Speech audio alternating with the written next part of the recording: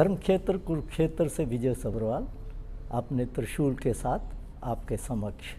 हरियाणा में Karnal parliamentary seat बहुत ही BJP के लिए इज्जत और मान के लिए लड़ी जा रही है, तो गलत नहीं होगा, क्योंकि 9.5 साल रहे हरियाणा के मुख्यमंत्री मनोहर लाल खट्टर अब करनाल पार्लियामेंट्री कॉन्स्टिट्यूंसी से पार्लियामेंट की इलेक्शन लड़ रहे हैं और वहीं से करनाल विधानसभा से जो मनोहर लाल खट्टर जी ने रिज़ाइन किया जहां से और खाली हुई, उस सीट के लिए अब नए चीफ मिनिस्टर जो हरियाणा के हैं नायब सिंह सैनी, जो पहले कुरुक्षेत्र से मेंबर ऑफ पार्लियामेंट थे, वो विधानसभा की इलेक्शन लड़ रहे हैं।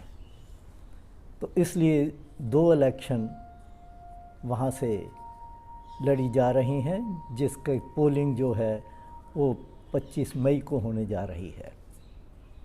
अभी तक कांग्रेस ने अपने कैंडिडेट इन दोनों कॉन्स्टिट्यूंसीज़ के लिए अनाउंस नहीं किए। इसी प्रकार अभी INLD ने भी अनाउंस करना है और JJP ने भी अनाउंस करना है। लेकिन ये लग रहा है कि बीजेपी के लिए, चाहे वो उनके प्रेस्टीज की क्वेश्चन है, तब भी उनका जो जीत का रास्ता है वो ज़्यादा आसान नहीं है। वो इसलिए कि सारा हरियाणा में, पंजाब में भी देखा जा रहा है, लेकिन हरियाणा में भी देखा जा रहा है कि किसानों में भारी रोष है बीजेपी के खिलाफ। और वो रोष इस कारण है कि जब हरियाणा में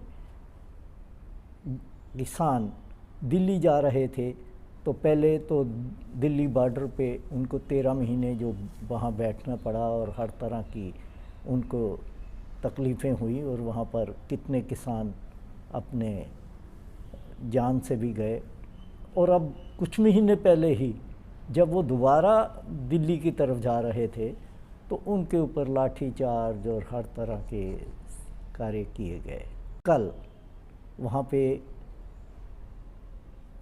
सरपंच और पंचों की एक मीटिंग जाट धर्मशाला में हुई, जिसकी अध्यक्षता हरियाणा सरपंच एसोसिएशन के प्रधान राजवीर समेन जी ने की। और उसमें ये फैसला लिया गया कि वे लोग बीजेपी के खिलाफ प्रचार करेंगे और लोगों को ये बताएंगे कि किस प्रकार सरपंचों और पंचों के ऊपर हरियाणा सरकार ने लाठियां बरसाई थी जब वो पंचकूला अपना मेमोरेंडम देने के लिए जा रहे थे।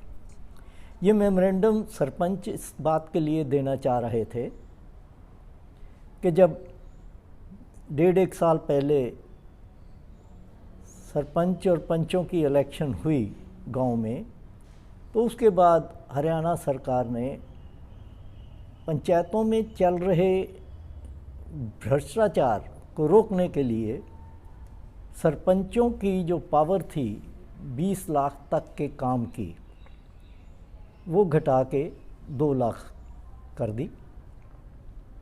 और इसके अलावा और भी कई कंडीशन लगा दी गई थी कि जो भी कार्य वहाँ होगा वो ऑनलाइन टेंडर फ्लोट करके ही होगा।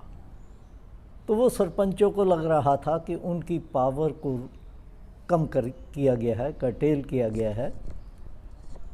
और अगर फील्ड की देखी जाए तो लोग तो खुश थे, क्योंकि एक सरपंच की इलेक्शन के लिए लोग 1-1 करोड़ रुपया लगा देते थे और उसके बाद फिर जो फंड्स आते थे, उनकी जो दुर्दशा होती थी वो लोगों ने देख रखी थी।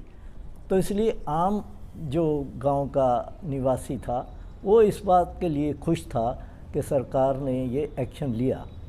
लेकिन फिर भी सरपंच और पंचों की अपनी एक गांव में स्टेटस होता है और उनका जो रसूख होता है वो मैटर करता है। तो इसलिए अब जब ये डिसीजन कल उन्होंने अपनी मीटिंग में लिया, तो ये भी बीजेपी के लिए एक खतरे की घंटी है कि जब गांव में उनके लिए ये हालात ख़राब हो जाएंगे तो तब क्या बनेगा। एक तरफ किसान, दूसरी तरफ सरपंच और पंच नाराज। और इन्होंने यहाँ तक भी कह दिया कि अब वो इंडिया अलायंस के कैंडिडेट को ही सपोर्ट करेंगे, और उन्होंने अपना एक शेड्यूल भी दे दिया है कि कौन कौन से शहर में कब वो मीटिंग करने जा रहे हैं।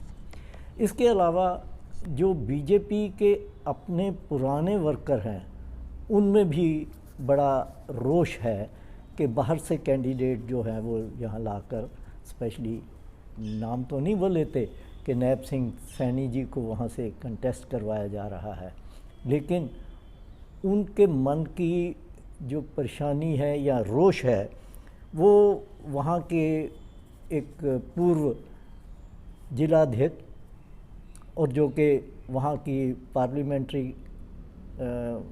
कार्यालय के इंचार्ज भी रहे, प्रभारी रहे, अशोक सुकीजा जी ने एक पत्र बीजेपी के नेशनल प्रेसिडेंट नाडा जी को लिखा है, जिसमें उन्होंने ये इल्ज़ाम लगाया है कि जो मूल रूप के वर्कर हैं बीजेपी के, उनको इग्नोर किया जा रहा है और चापलूसों का जो है वो बोलबाला हो रहा है। तो उन्होंने काफ़ी बातें उसमें लिखी हैं जिससे उन्होंने ये कहा है कि इससे बीजेपी का बहुत नुकसान हो रहा है और बीजेपी के जो असली वर्कर हैं उनको जो है वो एक किस्म का मतलब फील्ड में जाने के लिए कोई उत्साह नहीं है। तो ये सारी चीज़ें उन्होंने उजागर की हैं। तो जब इंटरनली बीजेपी में भी इस तरह की बातें आ जाएं और दूसरी तरफ वो हो, तो आप अपने आप समझ सकते हैं कि जो डगर है वो आसान नहीं है। यहाँ बहुत टफ इलेक्शन लड़ी जाएगी। आज इतना ही, हम फिर मिलेंगे। आपका धन्यवाद। आपको ये प्रोग्राम अच्छा लगे तो इसको फॉरवर्ड करिएगा।